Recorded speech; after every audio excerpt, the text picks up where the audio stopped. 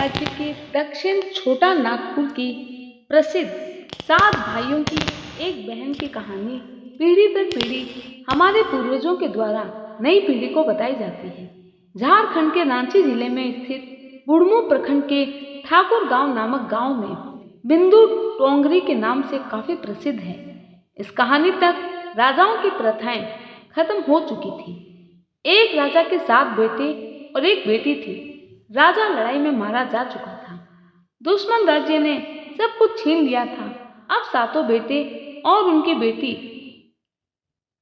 मेहनत मजदूरी करके ही अपना जीवन बिता रहे थे, जो खुशी खुशी अपना कार्य करते थे। 7 भाइयों में इकलौती छोटी बहन बहुत ही शांत स्वभाव एवं आज्ञाकारी संस्कारी थी। उनमें सबसे बड़े भाई का विवाह हो चुका था। उन सभी 7 भाइयों में सबसे छोटा भाई एक आंख से अंधा था। छोटा भाई के दिल में अपनी इकलौती बहन के लिए बड़ा प्यार एवं लगाव था। सभी भाई खेतों में काम करने जाते थे और सांझ होने पर जब घर में लौटते थे तो बहन पूरे घर की साफ सफाई, कपड़ा धोना, कुएं से पानी लाना, गाय को चारा डालना, अंत में खाना बनाकर सबके लिए तैयार रखती थी। एक दिन बड़े राजकुमार अपनी पत्नी अपने छोटे भाइयों को साथ लेकर अपने खेतों में काम करने गए हुए थे। बहन ने सोचा आज भाइयों के लिए कुछ खास खाना तैयार करती और इसके लिए वह खुशी खुशी सबके लिए खाना बनाने के लिए जंगल से सरोटे का साग तोड़कर लाती है। उसको धोती है और जैसे ही वह काटने बैठती है तो देखती है चाकू की धार खत्म हो गई। अतः वह पड़ोसी से मांगने को जाती है। पड़ोसी उसे वह औजार देते हैं और बड़े प्यार से वह सरोटे के साग को बैठी काटने लगती है। इसी दौरान वह अपनी उंगली भी काट बैठती है और रक्त की एक तेज धार निकलने लगती है, जिससे उसका पूरा हाथ खून खून हो जाता है। तब राजकुमारी सोचने लगती है, क्या करूं, ये खून तो रुक ही नहीं रहा है। कपड़े से पोंछूंगी तो घर में सब सवाल करेंगे। पड़ोसी के पास जाऊंगी तो कहीं वो भैया को ना बता दे, और अगर घर की दीवार में खून को पोंछूंगी तो भी मुश्किल है, भैया लोग देख लेंगे और चिंता करेंगे। राजकुमारी परवाह नहीं करती है। फिर उसे खून लगे साग को सब्जी बनाती है। जब उसके सारे भाई भाभी अपने खेतों से लौट कर आते हैं तो छोटी बहन हमेशा की तरह सबके हाथ पैर धुलाती है और पोंछने के लिए कपड़ा देती है, आसन बिछाती है और कहती है, आप सभी यहाँ बैठो, मैं आप लोगों की थाली परोसती हूँ।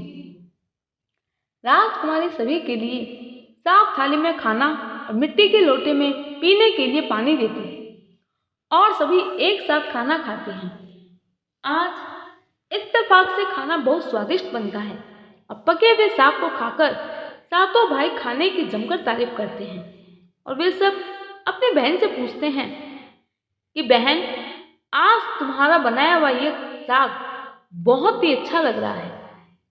ये साग बहुत बार खाए हैं, लेकिन आज की बनी सब्जी का स्वाद बहुत ही अद्भुत है। आज तुमने इसे कैसे बनाया है? क्या खास मसाले मिलाए हैं? ये हमेशा से ज्यादा स्वादिष्ट क्यों लग रही है? बताओ ना, कैसे और क्या क्या मिलाकर बनाया है? पहले तो राजकुमारी डर से सहम गई, कहीं भाइयों को पता तो नहीं चल गया है और वह बहाने से मुझे पूछ रहे हैं। फिर वो थोड़ा सोच कर बोलती है, कुछ नहीं भैया, जैसा हमेशा की तरह बनाती हूँ वैसे ही तो बनाई हूँ। कुछ दिनों बाद 7 भाई खेत पर जाने से पहले कहते हैं, बहन, आज भी तुम वही सब्जी बनाना जो तुमने उस दिन बनाई थी। अभी तक स्वाद गया नहीं, और थोड़ी ज्यादा बनाना, जब तक जी भर के खा नहीं लेंगे दिल को चैन नहीं मिलेगा। 7 भाइयों के अनुरोध पर फिर से एक बार वही छाता साग की सब्जी बनाती है। सब्जी बनाने के बाद बड़े प्यार से सबकी थाली में परोसती है। सभी भाई बड़े प्रेम से उस साग को खाते हैं, लेकिन भाइयों को पिछली बार के जैसा स्वाद नहीं मिलता। लेकिन खून लगे साग का स्वाद उनके मन मस्तिष्क दिल से उतर ही नहीं रहा था। तब एक दिन भाभी अपने ननद से पूछती है, बाई जी, आपने उस दिन खाने में क्या मिलाया था? खाना इतना स्वादिष्ट बना था, मुझे भी बता दीजिए। भाभी उस दिन के खाना बनाने का तरीका जानने की जिद करने लगती है।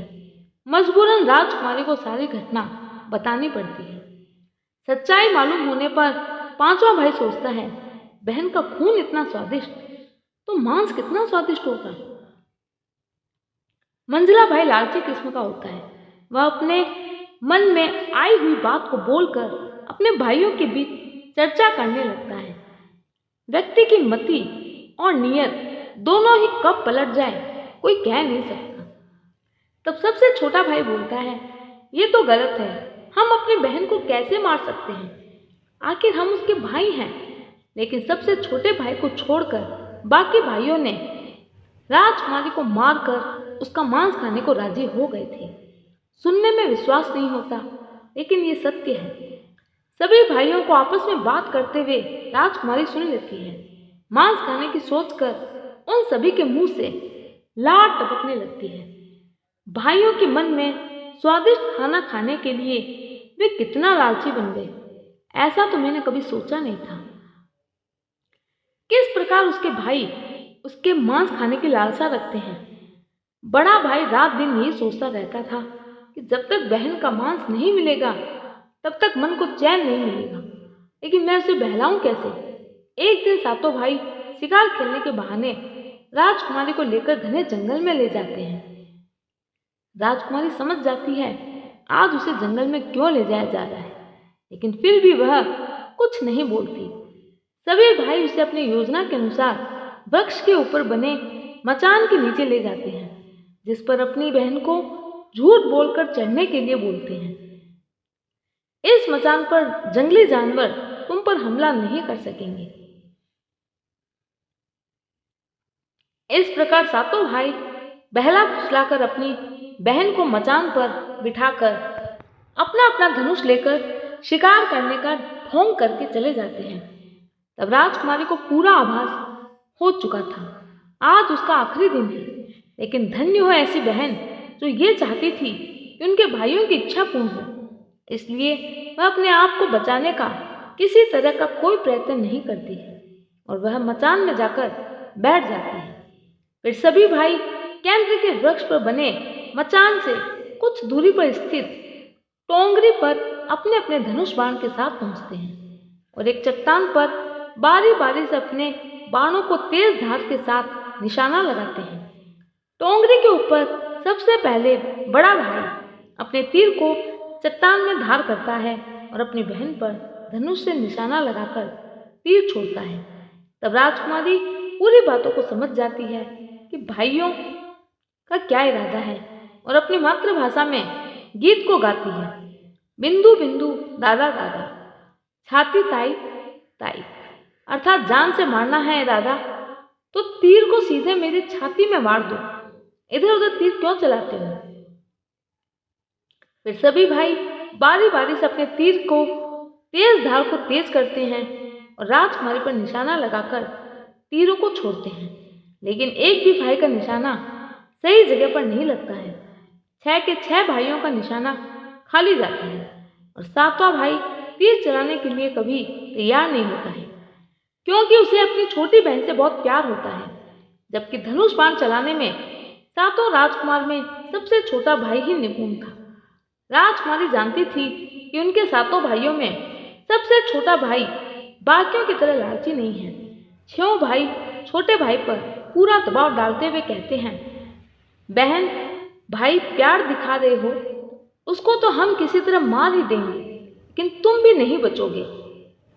अगर तुम तीर नहीं चलाओगे तो बहन की तरह तुम्हें भी मार दिया जाएगा। फिर छोटा राजकुमार उदास मन के साथ तीर को थोड़ा ही धार करके दूसरी दिशा में तीर को छोड़ने की कोशिश करता है और तीर को धीरे से छोड़ता है। राजकुमारी हर बार की तरह वही गीत गाती है, बिंदु बिंदु दादा, छाती ताई ताई। इतने में छोटे भाई का तीर सीधे राजकुमारी के सीने को भेद देता है और राजकुमारी की आत्मा शरीर से अलग हो जाती है और उसकी आत्मा उसी स्थान पर भटकने लगती है। किसी भी भाई को कोई तरस नहीं आता। राजकुमार के मरते ही सभी उसके शरीर पर झपट पड़ते हैं। वो अपने छोटे भाई को आदेश देते हैं कि तुम इसके टुकड़े टुकड़े करो, इसके मांस को पकाओ हम सबको थाली में परोसो। बहन के मांस को पकाने के लिए बहुत सारी सूखी लकड़ी लाने के लिए छोटे राजकुमार को जंगल भेजा जाता है। छोटा भाई रोता रोता जंगल में लकड़ी इकट्ठा करने को जाता है। वह अपने आप को कोसता है, उसने अपनी बहन के बचाव में कुछ भी नहीं किया। जंगल में खोज खोज कर ढेर सारा लकड़ी जमा करता है। जैसे ही लकड़ी बांधने के लिए रस्सी निकालता है, रस्सी छोटी पड़ जाती है और सोचता है दादा जो रस्सी दिए हैं वो भी 7 टुकड़ों में दिए हैं, उन्हें जोड़ने पर भी यह रस्सी इतनी लंबी नहीं हो पाएगी। तो मैं क्या करूं? लकड़ियों को कैसे लेकर जाऊं? बड़ी दुविधा में फंस जाता है। देर होने के डर से राजकुमार उदास होकर रोने लगता है। तभी एक नाग देवता वहां आकर रोने का कारण पूछते हैं। वह राजकुमार नाग देवता को अपनी पूरी आप बीती सुनाते हैं। फिर नाग देवता कहते हैं इसमें रोने वाली क्या बात है? मैं तुम्हारी लकड़ियों के गट्ठर में रस्सी की भांति लिपट जाऊंगा। जब तुम अपने स्थान पर पहुंचोगे तो धीरे से वहां से निकल जाऊंगा। उसे सभी बड़े भाई ये देखकर चकित हो जाते हैं कैसे उनका छोटा भाई रस्सी के 7 टुकड़े होने पर भी जंगल से इतना सारा लकड़ी लेकर आता है। बाद में वे लोग अपने छोटे भाई को पानी लाने के लिए जानबूझकर एक छेद वाला घड़ा दे देते हैं। छोटा राजकुमार पानी लाने के लिए छोटा कुआं जाता है और घड़े में पानी भरता है, परंतु उसमें छेद होने के कारण सारा पानी गिर जाता है और राजकुमार वहीं बैठकर ये सोच सोच कर रोने लगता है, मेरे भाई लोग मेरे साथ ऐसा क्यों कर रहे हैं? घड़ा दिया वह भी छेद वाला, जिसमें पानी कभी भर नहीं सकता, और बिना पानी के वापस जाऊंगा तो बड़े भैया सभी लोग मारपीट करेंगे। ये सारी घटना को दांडी के मेंढक, केकड़ा और मछली सुन रहे और देख रहे होते हैं। वे तीनों राजकुमार को रोता देखकर पूछते हैं क्यों रो रहे हो? राजकुमार उन्हें आप बीती को विस्तार से बताता है। कहता है मैं अपनी प्यारी बहन के शरीर का मांस कैसे खा सकता हूँ? नहीं खाऊंगा तो बड़े भैया मारपीट करेंगे। तब मेंढक कहता है तुम परेशान मत हो, हम सब मेंढक घड़े के छेद में चिपक जाते हैं। फिर मछली और केकड़ा बोलते हैं तुम हमें लेकर चलो, तुम्हारे भाई जब राजकुमारी के मांस को खाएंगे तब तुम मछली को खाना, और जब वे हड्डी खाएंगे तो केकड़ा खाना, बड़े भाइयों को शक नहीं होगा। राजकुमार बोला मैं तुम लोगों को कैसे खा सकता हूँ? तब मछली केकड़ा बोले अगर तुम नहीं खाओगे तो हमें कोई और खा जाएगा। वैसे भी तुमको ये खाने का नाटक करना है, लेकिन आपातकाल हो तो हमें प्राण त्याग करने में कोई हर्ज नहीं। फिर राजकुमार ने बिल्कुल वैसा ही किया जैसा केकड़ा और मछली ने कहा था।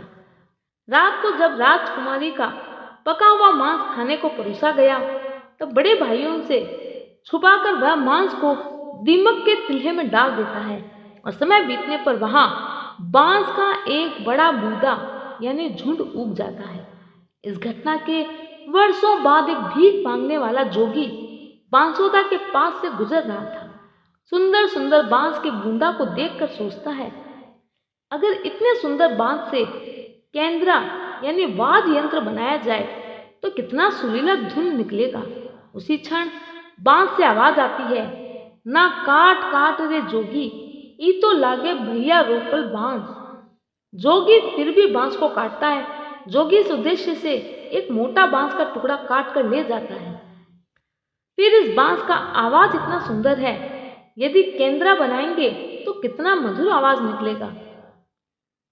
और जोगी इस बांस से एक सुंदर केंद्रा का निर्माण करता है।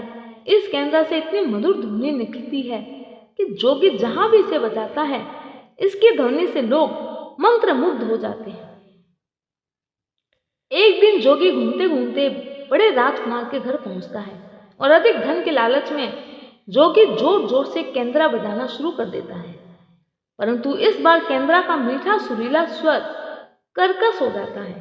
बार बार एक ही धुन निकलता है, ना बाज रे केंद्रा, ई तो लगो मोर दुश्मन का घर। बार बार यही धुन निकलने पर बड़ा राजकुमार मार पीट करके जोगी को अपने घर से भगा देता है। ऐसे ही घूमते घूमते जोगी हर भाई के घर जाता है, लेकिन हर बार की भांति वह धुन ना बजा ना बाज रे केंद्रा, ई तो लगे मोहे दुश्मन का घर बजता है। यह धुन सुन के सारे भाई जोगी को डांट डपट कर भगा देते हैं। अंत में जोगी छोटे राजकुमार के घर पहुंचते हैं। छोटे भाई के घर के आंगन में प्रवेश करते ही केंद्रा यानी वो वाद्य यंत्र खुद ही बजने लगता है। जोर जोर से बाजे रे केंद्रा, ये तो लगे मोहे छोटे भैया का घर। बड़ा ही मधुर मीठे स्वर का धुन सुनकर छोटा राजकुमार चंद्राकर मोहित हो जाता है और यह धुन सुन करके छोटे राजकुमार से रहा नहीं गया और जोगी से केंद्रा की मुंह मांगी सोने की मोहरें देकर उसे खरीद लेता है। धीरे धीरे समय बीतता है और छोटे राजकुमार अपने काम से कुछ दिनों के लिए बाहर जाते हैं। जब वापस लौटते हैं तो देखता है उसका कमरा बहुत सुंदर ढंग से सजा हुआ है। घर के सारे बर्तन अच्छे तरीके से रखे हुए हैं। तब छोटा राजकुमार सोचता है, हमेशा मेरे कमरे की साफ सफाई घर के नौकर करते हैं, आज इतना सुंदर सजाया नहीं गया, फिर ये किसने सजाया है? फिर राजकुमार अपने नौकरों से पूछताछ करते हैं, मेरे कमरे को इतना सुंदर किसने सजाया? नौकरों के मना करने पर राजकुमार सोचता है, शायद कोई भाभी आई होगी, मेरे कमरे को सजा कर गई होगी। जब भी राजकुमार घर से बाहर काम के लिए जाते हैं, ये घटना बार बार देखने को मिलती है। लगातार होने के कारण राजकुमार के मन में जानने की जिज्ञासा उमड़ने लगती है। आखिर मेरे घर को इतने सुंदर ढंग से कौन सजाता है? अपने भाई भाभी से भी पूछता है, वे लोग भी सजावट करने की बात से इनकार कर देते हैं। एक दिन राजकुमार सच्चाई का पता लगाने के लिए किसी काम का बहाना करके छुपकर पुनः वापस आकर अपने कमरे में रखे खजूर के गोल मोड़े हुए चटाई के अंदर छुप जाता है। कुछ समय इंतजार के बाद राजकुमार देखते हैं एक खूबसूरत लड़की केंद्रा से निकलकर कमरे के अंदर आती है, साफ सफाई करके वापस केंद्रा में समा जाती है। देखकर राजकुमार की आंखें खुली की खुली रह जाती है। उस लड़की की शक्ल बिल्कुल राजकुमार की छोटी बहन जैसी होती है। राजकुमार अगले दिन फिर से एक बार ऐसे छुप जाता है। जैसे ही वह सुंदर लड़की सफाई करती है, काम खत्म करके केंद्रा में जाने वाली होती है, छोटे राजकुमार उस लड़की का हाथ पकड़ लेते हैं, तुरंत केंद्रा को जला देते हैं, जिसके बाद वह लड़की हमेशा के लिए मानव रूप में परिवर्तित हो जाती है और दोनों भाई बहन हमेशा के लिए उस जगह को छोड़कर दूसरे स्थान पर चले जाते हैं। तब बहन बोलती है, अच्छा हुआ भाई, तुम मुझे उस स्थान से लेकर आ गए और खुशी खुशी अपना जीवन जीते हैं। आज भी हर गांव में आषाढ़ी पूजा के दिन बकरा कटता है और पूरे गांव के घरों में प्रसाद स्वरूप बकरा मांस खाया जाता है और सब पेने नामक पूजा स्थान पर सरोटे साग को चढ़ाया जाता है। दोस्तों, आज की ये रक्षाबंधन पर खास भाई बहन की कहानी आपको कैसी लगी? कमेंट करके जरूर कहें। ज़्यादा से ज़्यादा दोस्तों में और अपने रिश्तेदारों में शेयर करें। जय श्री कृष्ण।